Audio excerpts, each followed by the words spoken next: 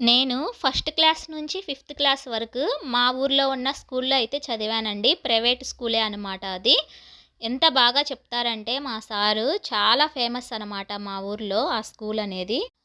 క్లాస్‌లో లీడర్ అనగానే మనందరికీ వెంటనే గుర్తొచ్చేది వీళ్ళు బాగా చదువుతారు. అందుకే క్లాస్ లీడర్ అని అనుకుంటాము. మా చిన్నప్పుడు క్లాస్ లీడర్ అంటే అలా ఉండేవాళ్ళు కాదండి.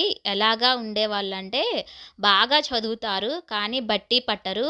ఎలాగా అంటే వాళ్ళు చదివిన చదువును వాళ్ళకు మాత్రమే ఉపయోగపడేటట్టుగా కాకుండా 10 మంది పిల్లలకు అంటే అర్థం కాని వాళ్ళు ఎవరైతే ఉంటారో వాళ్ళకు కూడా ఎక్స్‌ప్లెయిన్ చేసే విధంగా ఉండే పిల్లలను మాత్రమే క్లాస్ లీడర్‌గా పెట్టేవాళ్ళు మా సారయితే. అందరితో కలిసిపోవాలి కానీ అతి చేయకూడదు. మాస్టర్‌లకి, టీచర్‌లకి కూడా రెస్పెక్ట్ ఇవ్వాలి.